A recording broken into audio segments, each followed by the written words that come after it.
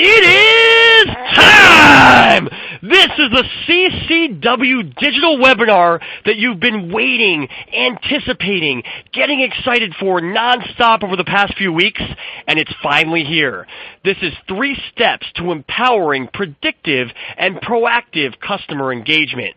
We could not be more thrilled to be sharing our collection of insights, examples, recommendations, and findings for empowering you to do what your customers are looking for, to accomplish what your business needs, to make your contact center, your customer experience function, your overall business that pathway to customer centricity that your competitors are striving for, but you're going to beat them there. You're going to be first, and you're going to build those lasting connections.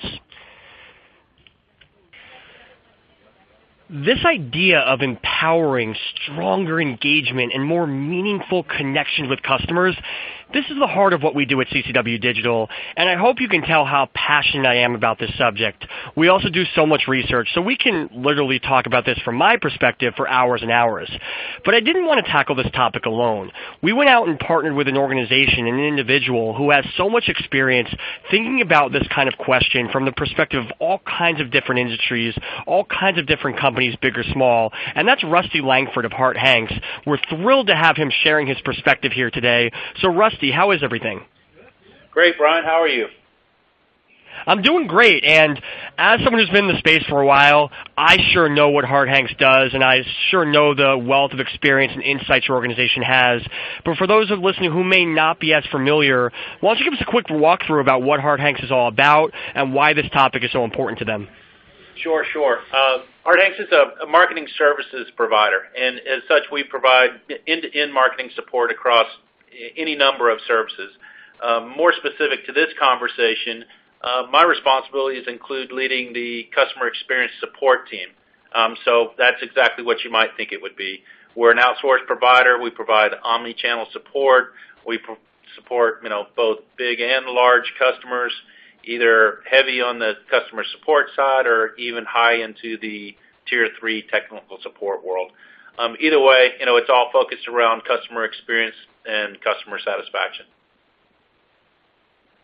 Now, that's what Harte Hanks does, and we know kind of your role within the organization, but why is this such an important topic to you? Why are you so passionate about the idea of empowering more predictive and proactive engagement? Sure. No, this is something that, I've been in this industry just shy of 30 years, and every day is a different kind of story, but they're all focused on the same sort of things. Being able to use technology, use data, use content to interact with customers to help solve problems and hopefully end up delighting them is the sort of thing that keeps me coming to work every day. Definitely, and that passion you have is certainly going to come out throughout the course of today's webinar. It also came out in the report that we recently partnered with you and Harte Hanks on, as well as a variety of other practitioner-side individuals within the space, and that was really about empowering engagement, making it easier for customers, making it more personalized, and then, of course, diving into the predictive and proactive component. If you haven't checked that report out, it's available on ccwdigital.com. You can actually get a quick link to download it right in the webinar screen right now. An array of research and examples and illustrations and commentary about what it takes to overcome all these challenges. We all throw empowerment out there as if it's this obvious goal, and yet it can be very hollow, it can be empty. So for this report, we really wanted to define first and foremost what it means to empower the engagement function, and then once you have what you believe to be an empowered engagement function, what can you do with that? Where do the opportunities exist? How can you use it to make a better agent experience, a better customer experience, a better business?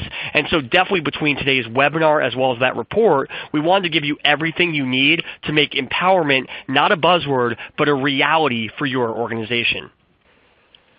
So I want to start off by talking about this idea of predictive and proactive engagement and why it really makes sense, why it really is something that is not just a pipe dream, is not just something to talk about in an idealistic world, but really is exactly what we should be striving for, and also what we need to be assessing when we look at the quality of our customer experience offering. So first of all, when you look at things like top company objectives from our surveying, our research, you'll look into things like reducing effort, improving personalization, leading to more sales and marketing conversions, creating more efficiency on the phone, and driving first contact resolution. each and every one of those concepts really is predicated on the idea of being able to anticipate your customer needs and being able to proactively solve problems where possible. If you know why your customer's calling, or if you know where they're going to go on the website and where they might face struggles, you could remedy those points of frustration. You can also deliver the right message at the right time. Customers do like when value is created. They like upgrades and compensations and offers and things that can add value for them, but they hate when you kind of impose an unwanted upsell on them, or a frustrating or irrelevant one. And so when you can understand, I think, where they're likely to buy, what they're likely looking for, you're really able to deliver a more exciting, more valuable value proposition. You're really able to drive those conversions. And so what's great here is that you're not just talking about reducing contact center costs or leading to a better, more satisfying customer experience from a service standpoint. You're also talking about driving revenue, driving marketing opportunities, and that's something that anyone listening and anyone in your business can understand.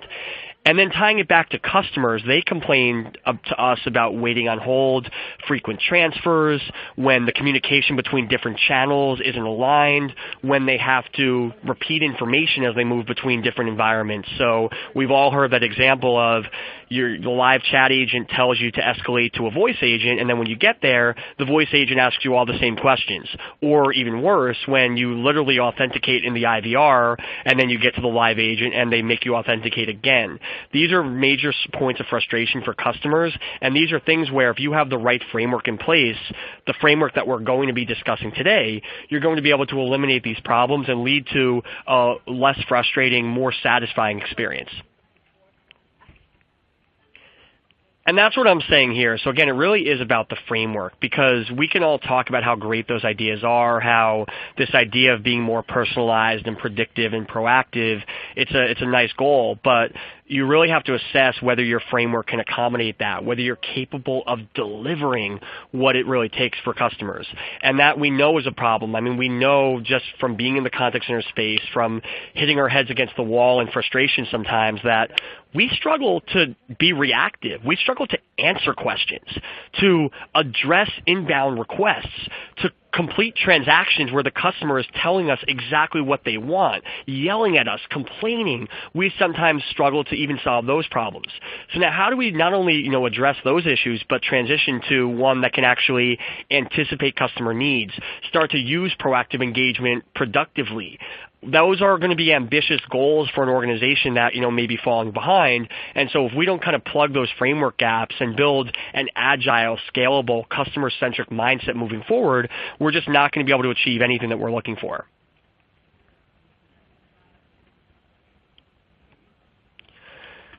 And so one of the biggest framework gaps, one of the biggest challenges we have right now is this notion that we may not even know what our customers want.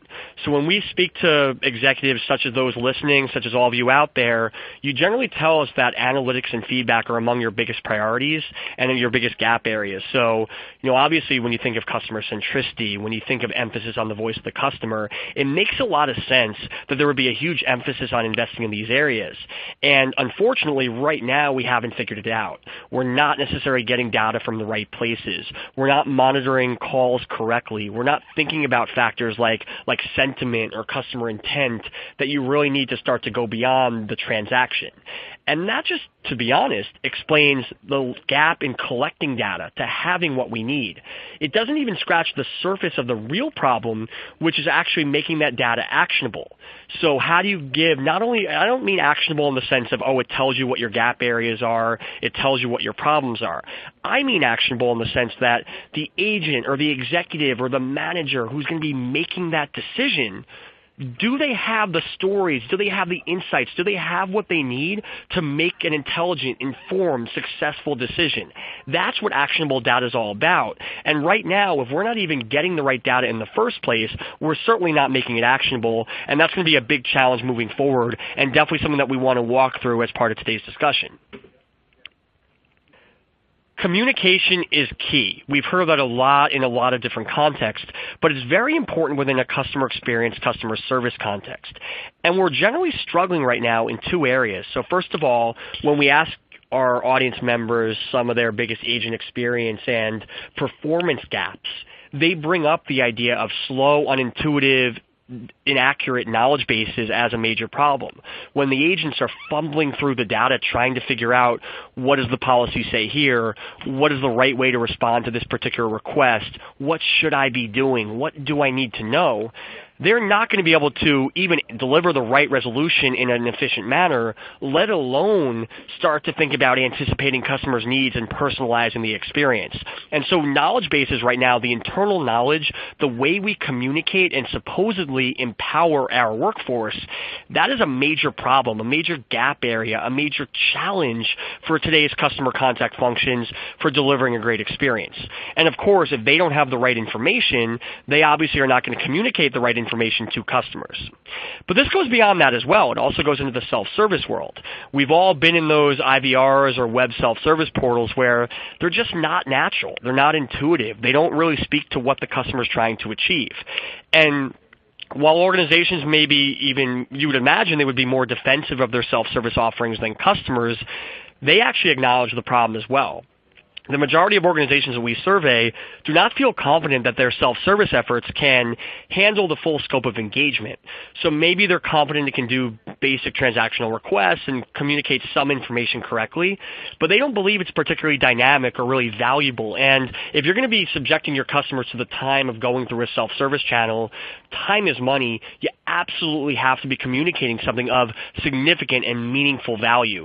And that's where it's a huge problem right now for organizations where they don't have the right information, the right knowledge powering their self-service tools, and that leads to a negative, higher frustration, higher effort, less personal experience for customers.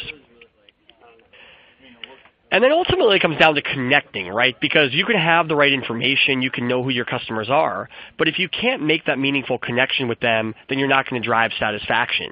And what we find, particularly a gap when it comes to connection, is on this channel concept, both in the multi-channel lens and the omni-channel lens.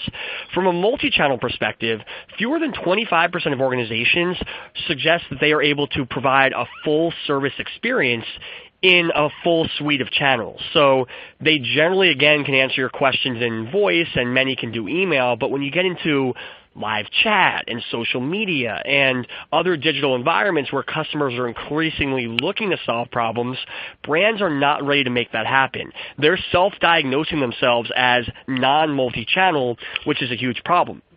But of course, we know as a community that this goes beyond just being multi-channel. You really have to be omni-channel. You have to start to think about that experience from the customer's eyes and that singular, unified, where you're one brand no matter what touch point the customer's kind of connecting with you. And that's another point of failure for organizations, and that only 20% of organizations say that they can consistently recognize customers as they move between channels. We mentioned that as a top frustration point for customers. It's a key tenet of the omni-channel revolution, so to speak, and it's something that we're just not getting done. And then finally, obviously, I talked about self-service, again, being a gap area for organizations. Another big gap area concerns proactive engagement. It is an investment area. It's something that organizations are looking into, but the average organization is not declaring themselves to have a super robust proactive engagement system. They may do outbound automated marketing. They may do some email alerts if a server goes down or there's a power outage or things like that. But if you want to start to make those meaningful connections, it's a little more robust and detailed than that, and that's where a lot of organizations are not quite there.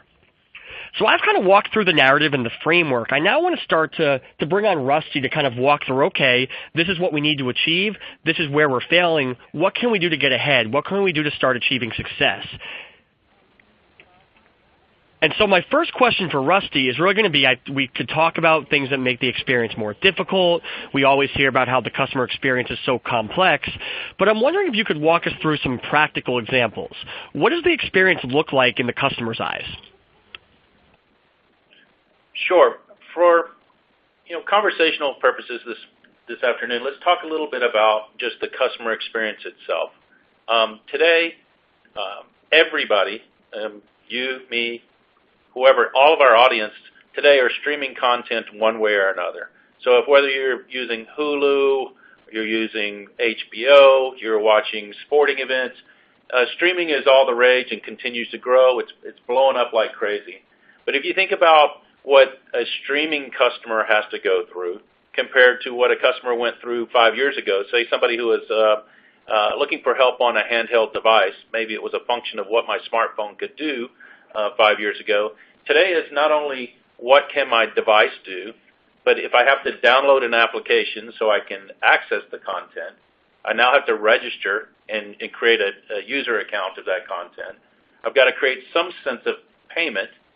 From there, I've got to understand the features and functions of the things that are going on inside that application. And then I've got to work through how I connect that device to what's going on in my world. So now I'm starting to look at many, many places where not only I own the device and I own the functionality, but I've also got to be worried about what I'm going to do to interact between devices and applications and so on. So the idea behind all the different things that need to connect make the interaction that much more complex from a customer's point of view. But you can imagine if you flip that over, talk about what a support personnel may look at. Now I've got to become an expert in e-commerce, in applications, in downloads and features and functions, and connectivity of devices, and then ultimately an Internet of Things if, say, I wanted to broadcast a device to my new brilliant smart TV. So the idea of being able to integrate services and look at a simple approach of what a customer's expectation is out the window. The complexity of what the customer is up against now is significantly different than what it has been in the past. Makes perfect sense. And so one of the things that we want to talk about when it comes to this idea is really understanding what the customer is really experiencing, what it looks like. And so insight is really the pathway to empowerment here. And Rusty, I wonder if you can walk through what kind of data would help us sort of understand what this journey looks like from the customer's eyes, as well as what decisions we need to be making to optimize the customer experience. Sure. One of the things, Brian, it sounds simple. Actually, it's easy to understand, but it's hard to execute against, which is how do you get your head and your team wrapped around what data sources you have and how to use those data sources. Most importantly, you want to talk about the places where you can collect data that allow you to put this together in a way that allows you to anticipate the interaction with your customers. Being able to understand what their behaviors are on a regular basis. So it's not anymore just about call drivers. That's an obvious place to start. Is why the person calling, what the kinds of questions they're asking. That is old school tech support mentality. It's still an important piece, but it's not the most important piece any longer. So now understanding how the customer uses your application, so all the data that a usage and download and problems a customer may have inside of your environment, being able to connect what you do with the data you might collect on Switch is another place. So, for example, you talk about Switch data. Again, you think in terms of traditional AHT and abandonment rates, service level, things like that, all well and good and important. But until you start to collect that data and connect the reason for a call with how long that call took, with the resolution of that call and the customer sat of that call, and you put all that in one place, you now start to understand what you can do to overcome barriers to satisfaction, or you can exploit things that you do very well and lead customer to that. So being able to take traditional metrics and tie all those together and attach them to specific instances is taking traditional metrics a step further. The idea of taking things like your knowledge base and looking at which pieces of content are accessed most frequently, which pieces of the content are associated with positive interactions and positive outcomes. The other part of that is not only, Brian, thinking about what the customer interfaces with, but also think about how your team uses the knowledge base. So if you can look at how your agents use content, are they successfully finding answers? Is the content confusing? Do they have to pick from 3 or 4 things that might solve the same kinds of questions? And you tie that all back down to resolution, and you tie that back to traditional metrics. You start to get a more comprehensive picture of what's happening in the customer's mind inside that interaction. Certainly, the CSAT survey, following up the event with the traditional CSAT survey, is another way to get the voice of the customer tied into this interaction. And then kind of more more evolving, I would call it, is the idea of looking at heat maps and things like that of where customers abandon things in your shopping cart, which pieces of content, which pages people access most frequently. Do those lead to other points of where they reach out for help? So not only looking at web traffic, another way to do that in a more proactive way is go through some social listening.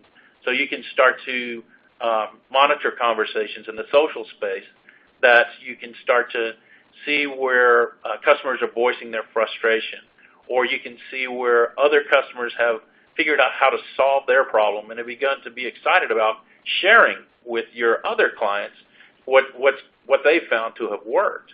And so, with social listening, you can start to see the pieces of content that are most useful to the client as they begin to search out influence and support from others in the community.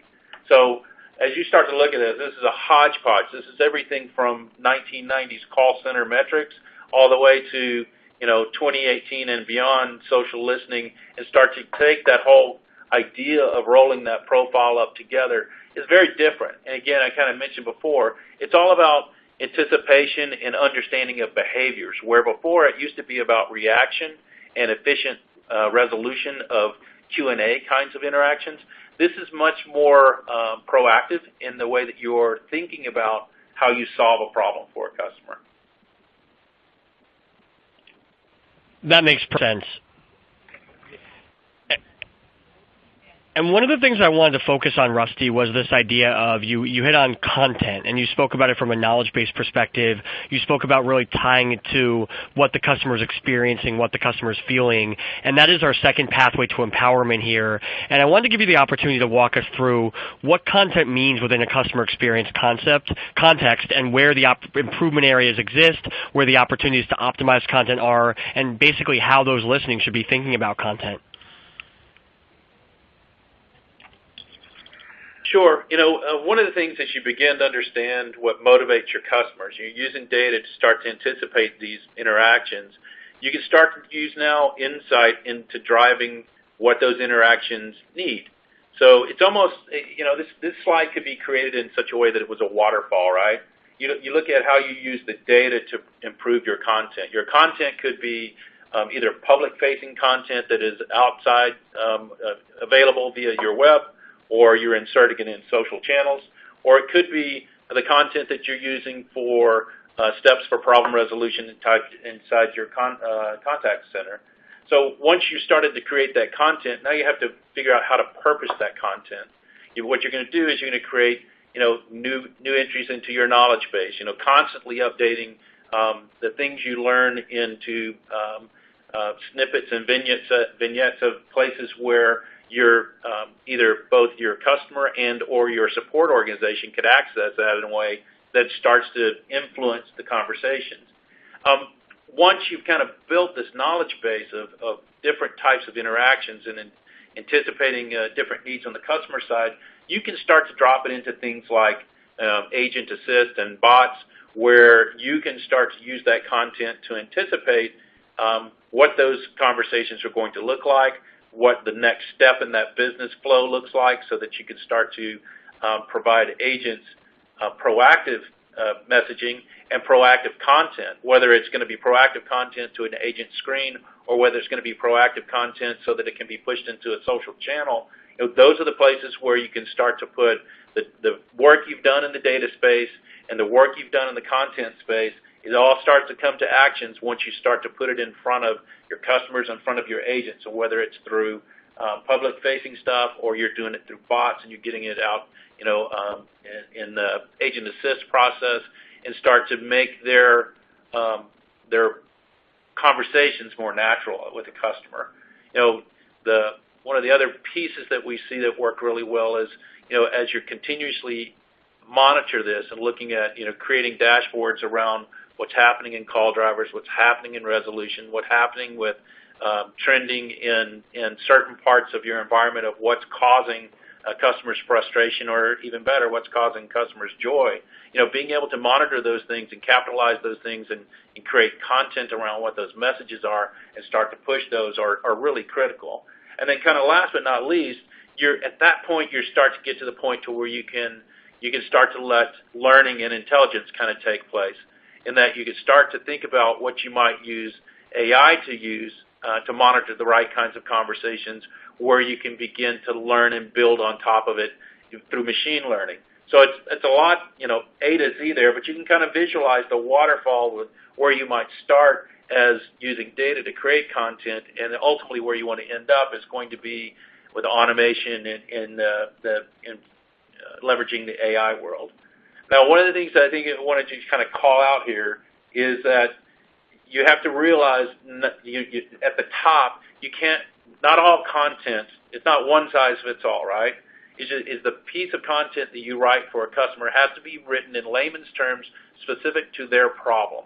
It's not a 12-step troubleshooting process. It is, here's what you do, Mr. Customer, here's the button you might push, or here's the software you might download, or whatever it may be, in terms that they're ready to understand and to engage with.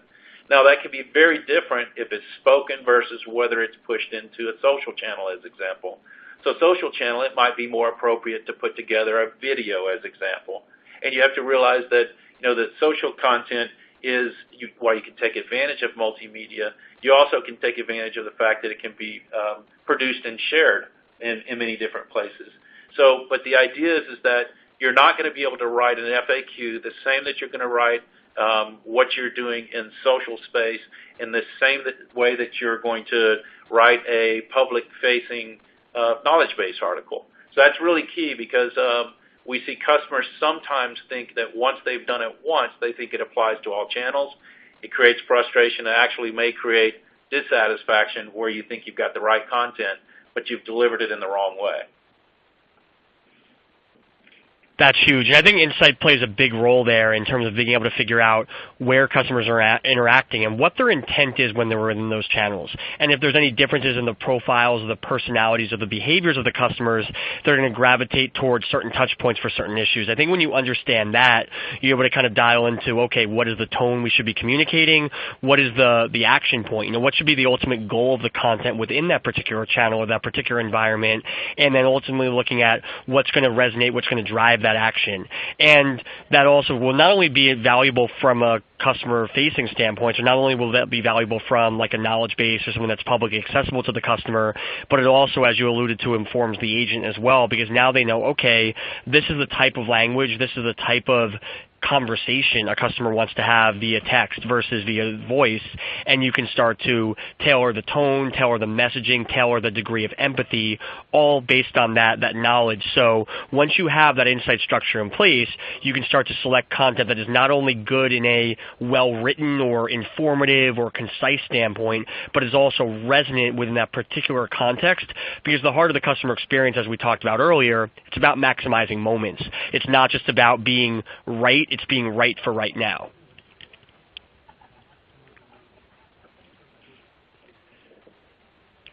So speaking about being right for right now, one of the biggest things that we often focus on is the idea of you could have all this designed correctly, but can you actually put it into practice? Can you make those connections with customers?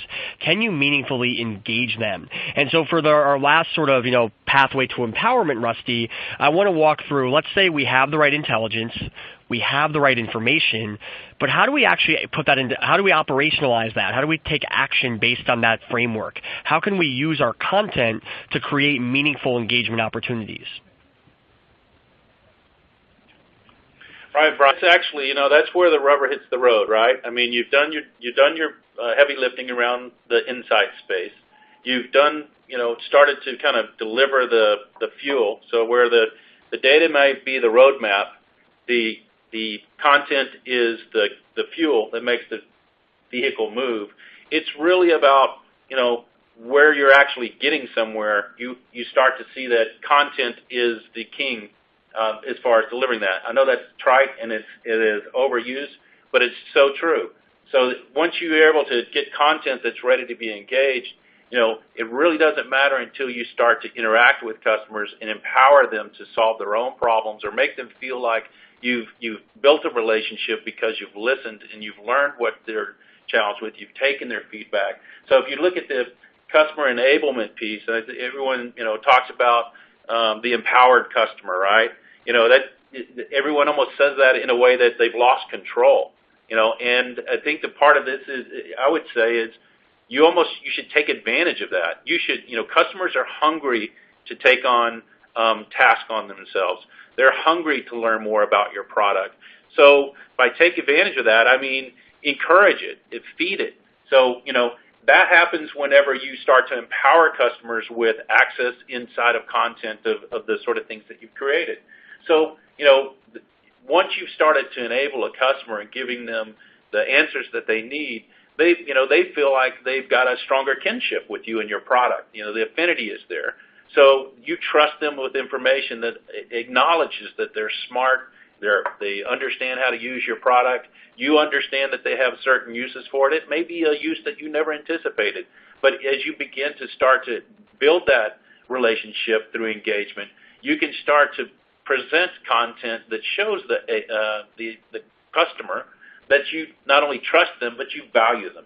So being able to create web-based content that not only can be consumed, but can be shared is really important.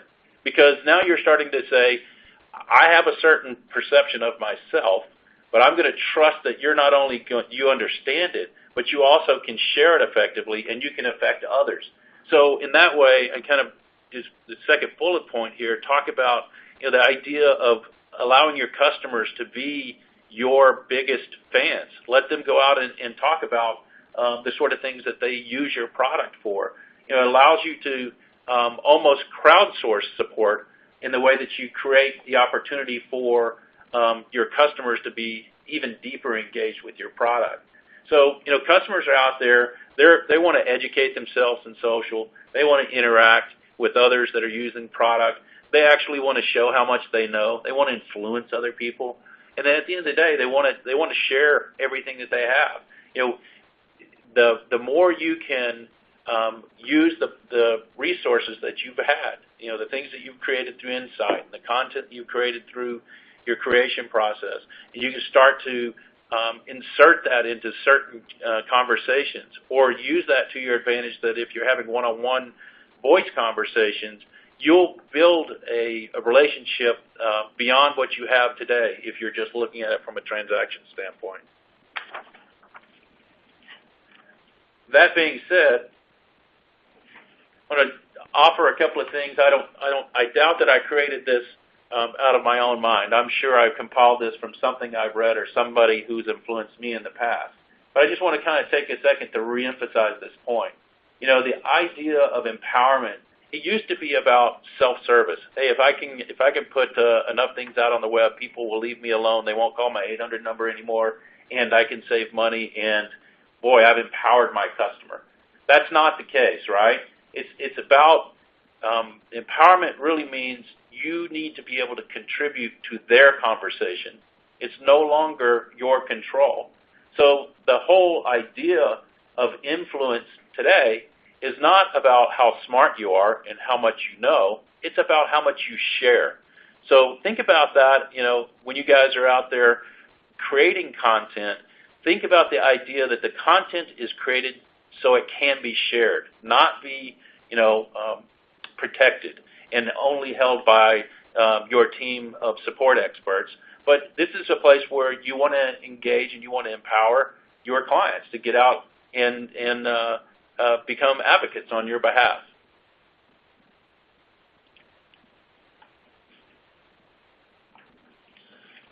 So moving forward a little bit, one of the things I want to kind of talk about is we talked a little bit about channels and we talked about engagement, but again, it's I guess the recurring theme of this presentation is starting to become one size does not fit all. So if you think about places where self-help can be really effective, or where voice support can be effective, or social can be effective, think about the kinds of customers, think about the personas, think about the kind of content that people want to consume in those channels, and it starts to segment in itself in such a way that you can start to make it smaller tasks to overcome what these challenges might be to create this support system.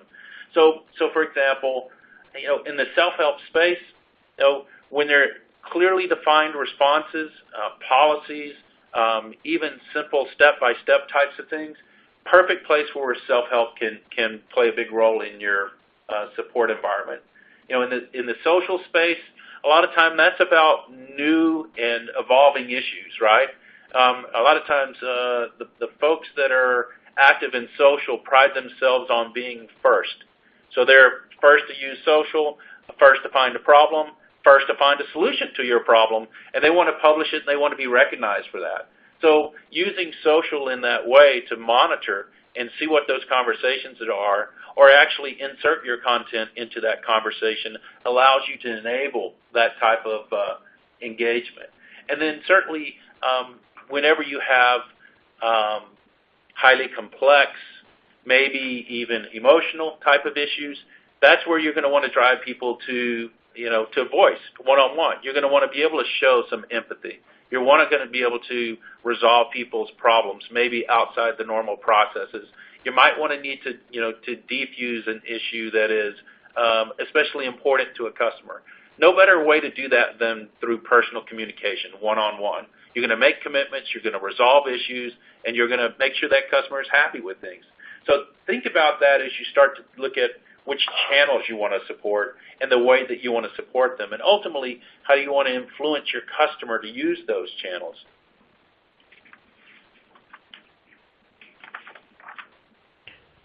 Tremendous advice there, Rusty, in terms of really thinking about the design behind the channels, that they're not just meant to be, even if we talk about disparate channels in two different ways. We generally focus on they don't talk to each other, but I think there's also the idea of they don't work together, and I think that's what you helped us overcome right there, is that it's not just about being everywhere your customers are. It's not just about making sure that you have the right content and the right staff and the right framework behind each of your channels. It's understanding where they fit into the engagement journey, where they create value, and why a particular channel is right for the right customer at the right time. When you start to get intelligent and design-oriented about your engagement, you're able to sort of not only create a scenario where customers are happy about being able to communicate where they want to, but you're also able to start to think about efficiency, make sure that your resources are aligned where they need to be based on the types of issues, based on the journey, based on the channels you want to serve.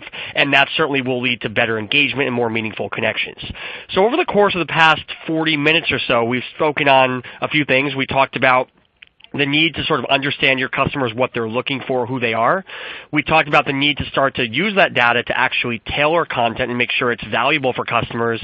And then once you have the right content, once you have the insights, using that to inform your engagement and your channel design and the overall kind of journey. But now I want to talk about how they can be more synergistic than that, because I don't want our listeners out there to say, let me focus on optimizing one thing. Let me make content be my objective for the next year and ignore the intersection between data and engagement. I don't want them to just say, hey, let's invest in a lot of new omni-channel engagement tools and forget the rest. So it needs to be built together, and you have some recommendations and best practices for sort of looking at it as a singular journey, as a singular initiative, and I want to give you the chance to share that here.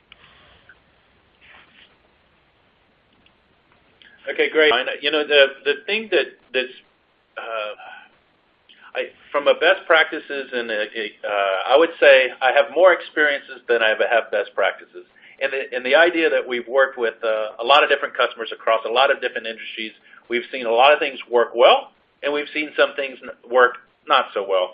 So this is more lessons learned than any brilliant insight that I may have. It comes with bumps and bruises sometimes. So don't be afraid to experiment, and don't be afraid to start small with big plans, but don't abandon your fundamentals, and don't try to move so quickly that you overlook some of the obvious. So we'll kind of go back and take a look at the example that I talked about before. I want to watch Game of Thrones using HBO Now, and I want to create an account so that my family can use that. So here's what that looks like, right? On the left-hand side, my data sources come from my application, how I'm accessing the content. my e-commerce, my engagement with the customer, how I'm paying, my engagement with the client and how I'm paying for it, how I'm using it and how many people are using it, and then how I'm connecting that device to everything else that happens in my home, whether it's on a large screen TV, whether it's on a computer, whatever it may be. So from that, I want to drive the insights that I can as a provider, right? I want to look at why people are reaching out to me, why people are using accessing my web content, what they're doing on social. I want to look at what they're using my applications tool for, my switch data, my knowledge base, all that good stuff. That's where I get my insight, right? And then what I'm going to do is I'm creating content. I'm pushing that forward. I'm helping my agents be smarter. I'm helping my customers do what they need to do better. And I'm starting to create new content so that I can continuously educate my team how to keep up with the progression of what a customer might look like. And then I'm ultimately got to decide with channels, right? I'm going to kind of push this forward again because this is still a little more too conceptual for me, and I like to think in terms of examples. So let's say Rusty and his family are accessing movie content. What are the types of questions I might have? Maybe as a first-timer, I don't understand. Maybe I'm having problems downloading the application. Once I've downloaded the application, maybe the application has a conflict with what's going on with my phone or my pad or my TV. Once I've started to create an account, maybe I'm struggling with how to create an account or my payment process doesn't work correctly. Maybe it's like I have a tendency to do is forget my one of 10,000 passwords I'm supposed to remember every day, and I've forgotten from one episode to the next what's going on with my password. These are going to be the types of things that I could anticipate if I'm that provider. So I could look at this and go, okay, let me understand what these workflows kind of look like, and let me understand how, hey, if I'm going to be able to support somebody who's struggling with downloading my application, let's talk about the steps and let's look at the reasons why they're calling and create a process that allows me to avoid those sorts of things. Again, I'm letting the customer decide what channel they want to reach out to me.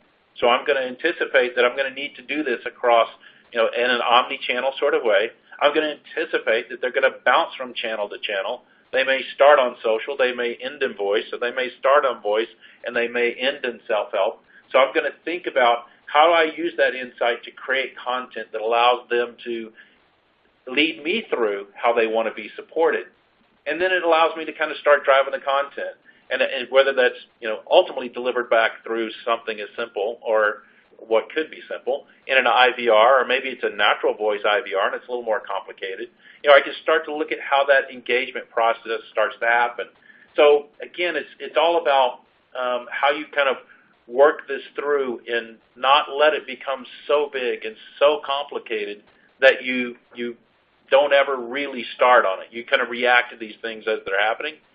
You lose the control of, or you lose the influence of the direction of your support team. You're going to create frustration not only with your customers, but you're going to create frustration with your team, right? And so you have an agent who's now being bombarded with phone calls because some of the other channels are ineffective, and the complaint comes in that they're lost and they're frustrated before they get there, so you've got to defuse the situation before you ever actually get to the point of resolution. Or vice versa. If you don't give the agent the tools to access to this content, they're going to go into social channels or they're going to go into other places online, and they're going to complain about the in-person support. So kind of thinking small and kind of growing out from this piece allows you to kind of take some really basic fundamental steps, kind of get your head wrapped around how to use these pieces and how to maybe dissect what's going on inside of your work environment and where your team's experience and exposure has been, and lets you kind of start to set that up. Now, we'll kind of shift gears here in a few minutes, and I'll get a little bit more specific on some recommendations of how to approach this, but I'm almost risk the point of repeating myself and saying I can't say this loud enough and long enough. If you're using data to create content that helps you drive what happens in engagement, you're doing the right things. You're headed the right direction. How complex you get inside of that, how sophisticated you get inside of that, a lot of times is driven by customer behavior and or what you learn in the data piece of that.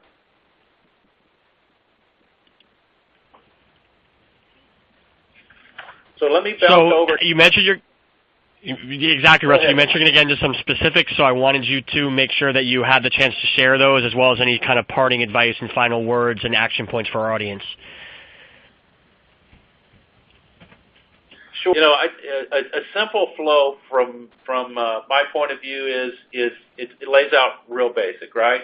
You don't want to start with how you integrate technology if you're still don't understand what's happening in your data. So it's a simple 5-step approach here.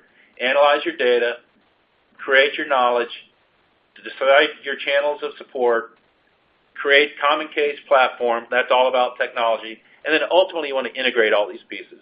It's very easy for people to get distracted with, I need to support a new channel.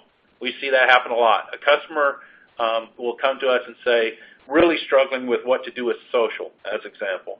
The challenge we kind of drive them back to is great. We could show you the mechanics of how to engage with social, but if you're not ready from do you understand what's happening in social, and do you have content ready to feed social, your outcome's not going to be wonderful. So one of the common mistakes that we see is people who get enamored with the channel, or maybe they get pressured into a specific channel that is not something that they're ready for yet. So that's one of those things where I'll toss that out there as free advice. Is be careful to kind of think about in this. I don't want to say linear, but just for this example, it's kind of a linear approach of start small, grow, and grow, crawl, walk, run kind of thing, and you can ultimately get there. Obviously, the top 3 are going to influence your choices on your technology platform. And a lot of your internal data sources are going to, and systems are going to drive the challenge of integration. I'm going to leave those kind of for another day and another conversation. But this is the way we see it being approached.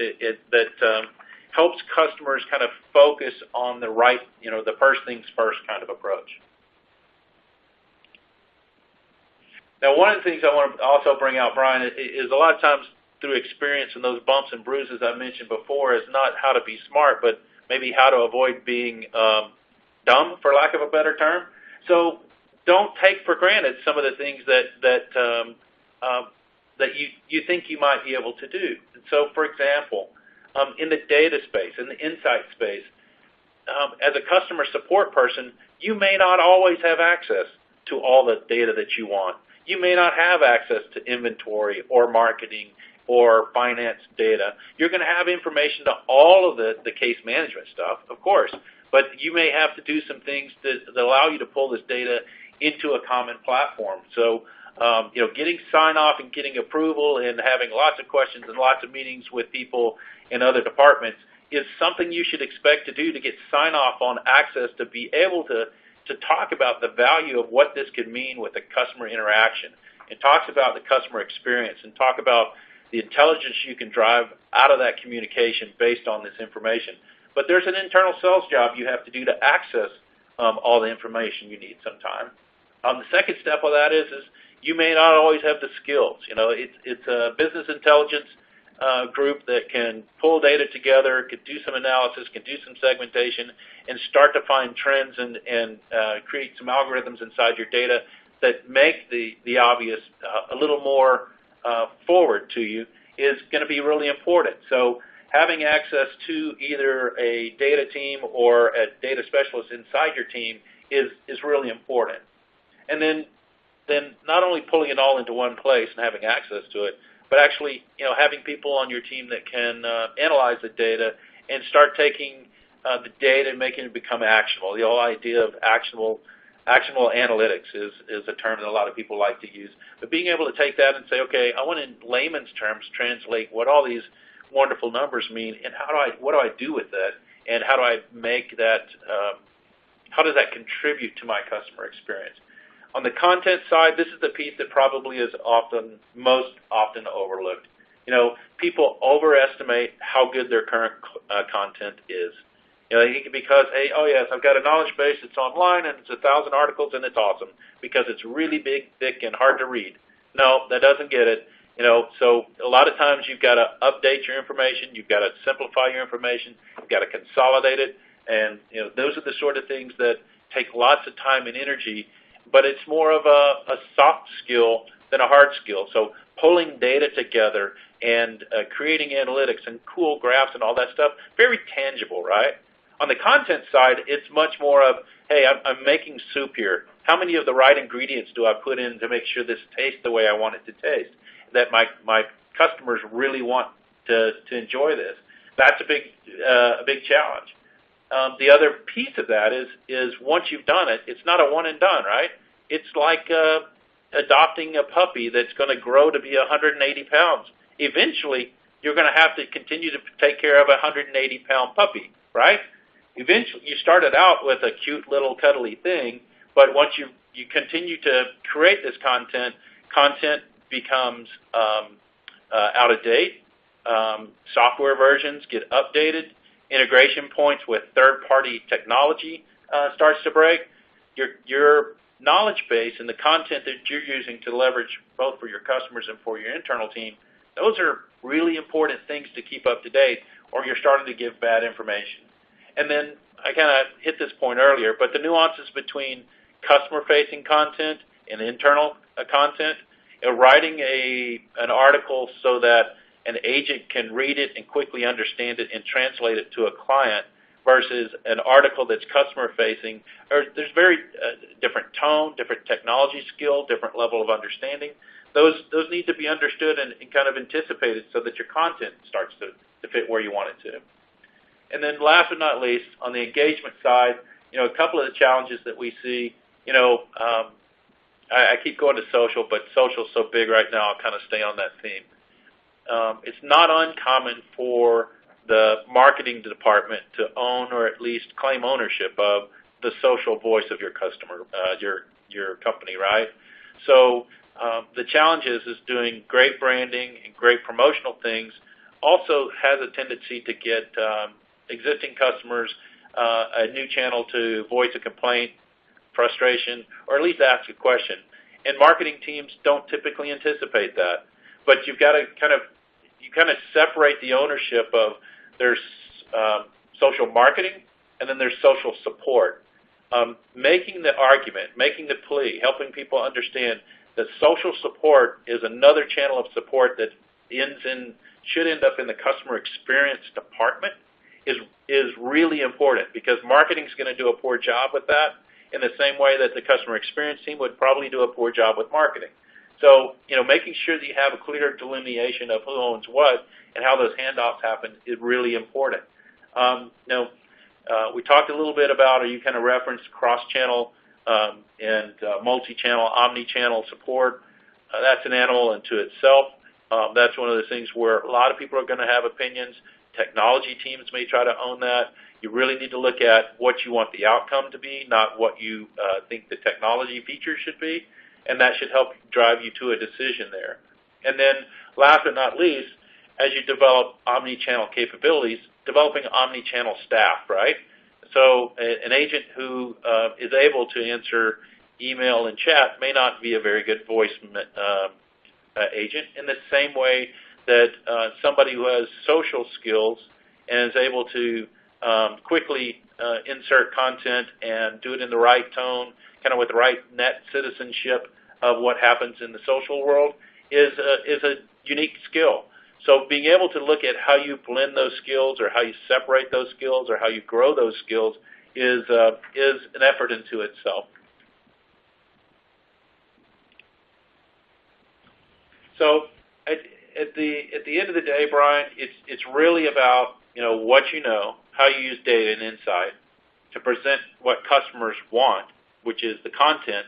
That it really should be the question that drives how you create content, is what does the customer need, what does the customer want, and in the manner that they choose. And so that's really a matter of engagement. It's a matter of choice. It's a matter of channel. So these are the sort of things, and these are super simple concepts, but they're very complex in practicality. And these are some of the things that we see from a challenge standpoint.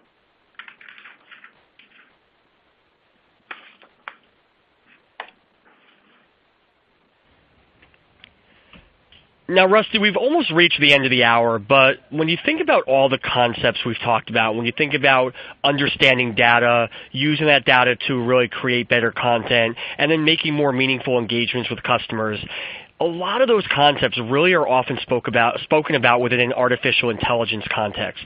And when you think about one of the big buzzy trends, the big hot topics right now, AI obviously fits into that dynamic. So I wanted to give you the chance to walk through your framework, your principles, your experiences as it relates to AI and where it fits into the customer experience. Sure, Brian. I'm kind of torn on AI. I personally love it, and I'm dying to get there, but I haven't got there yet. And I think that's where a lot of people are today. And that and I don't think people should get in a twist over that. I think it is one of those things that's evolving. So I think if they kind of take the approach that we kind of laid out today, I think you're on your way to AI. And it's one of the things I think that, if you haven't done some of these basic things before and you jump into AI, I think you're going to end up with a mess on your hands. But, in my experience, it's talked about a lot, and it's really hot at events, and it's really hot in publications and white papers. And I think it's an animal into itself, and I think it's one of those things that you really have to take your time and be prepared for it. But I think if you do the things that we kind of laid out today, then you can kind of talk about, you can manage up in your organization, what you understand, what you can predict, what you can solve, how you're improving in your business, how you're using bots or how you're using different technologies and engagement efforts to kind of earn that spot to have that conversation, right? From a big boss standpoint, it may not be happening fast enough. Maybe it hasn't moved far enough yet. But I think if you look at the things that we've done, in this presentation, we talk about how you approach it there. I think you're going to get to AI. I'm looking forward to that becoming much more prevalent. I think that being able to deliver back tangible results and show how you've measured them and show how you're laying the groundwork for how AI could be the next obvious step to go even further into cooler, more technical, and really gee whiz kind of stuff that's going to be really cool in the very near future. And there are people who are cutting their teeth on it today that are doing it well. So don't let me make you think it's not happening today. I just don't think it's happening at the critical mass yet today. So don't get completely lost in that, but know that it is something that staying focused on some of these fundamentals, you'll get there before you know it.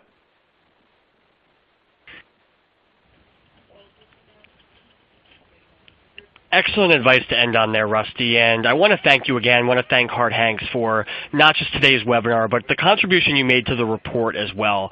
It really unpacks that this is a maturity curve, right? There's different opportunities to elevate the customer experience. I think first and foremost, you absolutely have to get the framework in place to deliver a great inbound experience. When the customer chooses to buy from you, when they choose to get support, when they choose to get information, are you anticipating what they're going to be looking for? Are you able to support that in the right channels with the right information in those key moments?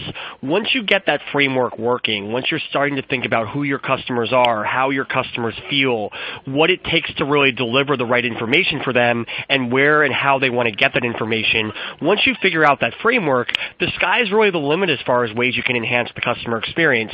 You can start to think about AI. You can start to think about being more targeted and strategic with your proactive and outbound communication. You can start to think about being really robust with how you predict and offer certain upgrades or certain promotions at the right time. You can start to think about, should we pair this particular customer with this particular agent who meets their personality really well?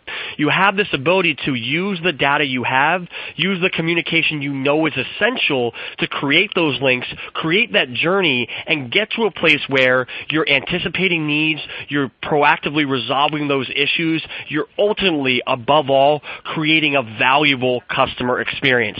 Thanks to those who submitted questions. We are obviously out of time, won't get to those, but you heard how many insights Rusty has. You heard how passionate he is about the topic. Trust me when I tell you, he's going to be following up with any of those questions. He's going to be sharing his experiences because he knows that the answers to empowered, proactive customer engagement are there, and he wants to make sure you have those. So thanks again so much, Rusty, as well. Thank you, Brian. Really appreciate the opportunity. Definitely, and CCW Digital was thrilled to partner with Harte Hanks. The recording will be emailed to you, so you will have the chance to relive this. You will be able to share it with your team. And otherwise, this has been Brian Cantor. Thanks again for tuning in to our webinar series.